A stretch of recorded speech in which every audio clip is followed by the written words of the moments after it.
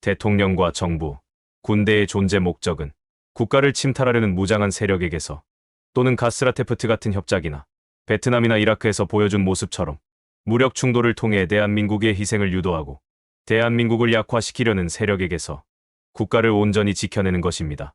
공산주의든 민주주의든 왕정국가든 구분할 필요도 없고 구분하지도 않습니다. 대한민국에게 가장 위협이 되는 곳은 북한입니다. 그곳의 체제는 공산국가 체제와 왕정국가 체제가 섞여 있습니다. 그런데 대한민국에 위협을 주는 국가가 북한뿐일까요? 독도를 두고 침탈을 멈추지 않는 곳이 일본입니다. 대통령과 정부, 군대의 존재 목적으로 보면 대한민국 군대에게 일본은 분명한 적입니다. 서해와 남해의 영유권을 두고 중국과 일본과 우리는 다투고 있습니다. 세 나라가 자신의 해역이라 주장하는 범위가 서로 맞물려 있고 서로 양보하지 않고 있습니다. 실질적으로 국토를 찬탈하려는 곳이 우리 군대가 만약을 대비해야 하는 적의 개념이어야 하고 대통령과 정부의 자세여야 합니다. 그런데 국방장관이라는 작자의 입에서 대한민국 군대의 정의가 바뀌어 버렸습니다.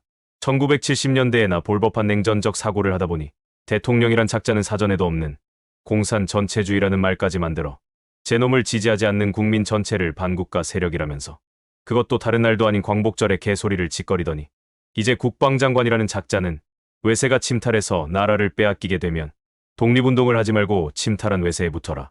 그런 다음 조국이 독립하면 공산당 빨갱이를 외치면 그것이 충신이고 애국이다라고 학생들에게 교육하겠다고 나섰습니다.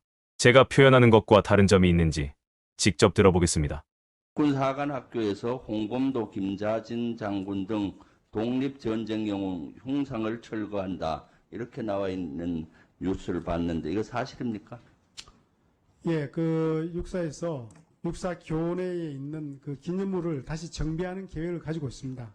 그 과정에서 육군사관학교 그러면 장교의 요람인데 결국은 우리 북한을 대상으로 해서 전쟁을 억제하고 전시에 이기기 위해서 필요한 인력을 양성하는 곳인데 공산주의 경력이 있는 사람이 있어야 되느냐 하는 그런 문제가 제기되어서 시작이 된 것 같습니다. 그래서 그런 것들은 육군사관학교는 행사 때 묵념 안 해요?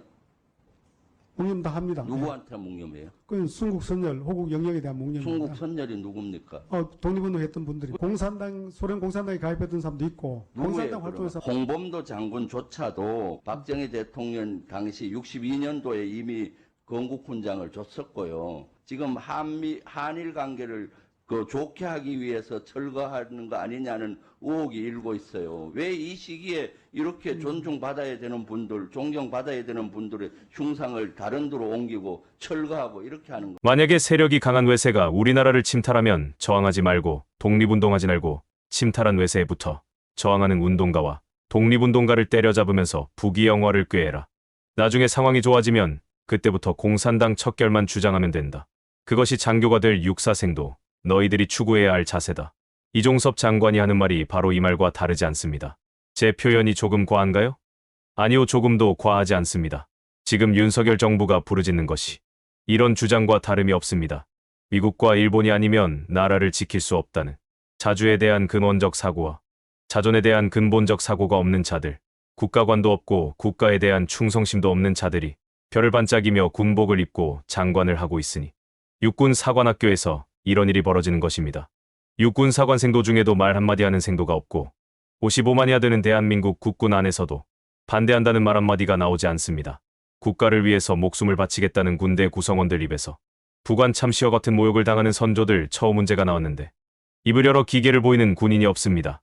독립운동가들이 죽어서도 피눈물을 흘리고 있습니다. 대한민국 국군이 본받아야 할 인물이 묵념할 때 들리는 순국선열이 아니라 바로 일제시대 때 독립운동가를 때려잡던 백선엽이라고 합니다. 그래서 육사교정에 백선엽 동상을 세운다고 합니다. 독립운동하셨던 분들이 북한과 무슨 연관이 있고 6.25 사변과 무슨 연관이 있습니까? 일제강점기 시작은 미국이 일본과 협작하여 조선과 필리핀을 두고 거래한 협작이 그 시작점이고 일본이 태평양 전쟁을 일으키기 전까지 대한제국과 임시정부의 외교를 가장 앞장서서 막은 두 나라도 다름 아닌 미국과 일본입니다. 적어도 국가 정체성에 막대한 영향을 주는 어떤 결정을 할 때 아무리 냉전적 사고에 찌들었다 해도 일제로부터 해방된 1945년 8월 15일과 해방 이후 미군정 신탁 통치에서 벗어나 정부를 수립한 1948년 8월 15일과 참혹한 민족 전쟁이 벌어진 1950년 6월 25일까지를 구분하고 공과를 논해도 논하는 것이 맞는 것인데 소련 군복을 입었으니 안 된다. 독립운동 당시 공산당에 가입했으니 안 된다. 그러면서도 박정희는 해방 이후에 공산당에 입당하고 조직책으로 사형 선고까지 받았지만 괜찮다. 공산당이 뭔지 민주주의가 뭔지조차 불분명하던 시절, 미국에서조차 인종차별이 횡행하며 인권이 뭔지조차 불분명했던 그런 시대에 나라를 빼앗기고 비통해하면서 나라를 되찾겠다면서 중국과 소련으로 떠나 무장 독립전쟁을 벌였던 순국선열들에게 조국의 독립 말고 다른 목적이 필요했을까요? 개념 없고 생각 없는 먼 훗날의 개차반이 정권을 잡을 것을 생각해서 이런 것 재고 저런 것 재면서 받아들이고 거부하고 할 만큼 독립운동이 그리 편했던 운동이었을까요? 한편에서 같은 국민이라는 백선엽, 박정희 같은 자들이 자신들을 때려잡겠다고 독립운동가로 위장해서 접근하고 일본군에 들어가 앞장서던 그 시기에 중국 선열들은 미래를 내다보는 예언 능력까지 있었어야 했을까요? 중국 선열들 입장에서는 독립을 지지해주면서 무장할 수 있는 지원을 해주고 필요한 경비도 지원을 해주고 조직체가 거주할 공간이라도 내어주는 곳이면 모두가 고마웠던 대상이었습니다. 소련 공산당 군복을 입었거나 공산당에 가입한 이력이 있으면 독립운동을 했다 해도 북한이 공산 정권이기에 육군사관학교 교정에서 퇴출된다고 합니다. 이런 논리가 정답이라면, 이런 짓이 당연한 듯 벌어져도 괜찮은 한국이라면 정권이 반대로 바뀐 다음 총살당해도 싼 자들이 우리 주변에 지천으로 있습니다. 더 재미있는 역사적 사실은 일제강점기 당시 소련과 중국은 미국이 속한 연합군 소속이었습니다.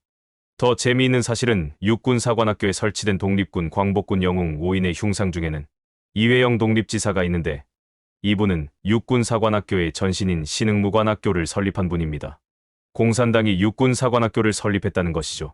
그럼 육군사관학교는 폐교해야 되는 것 아닐까요?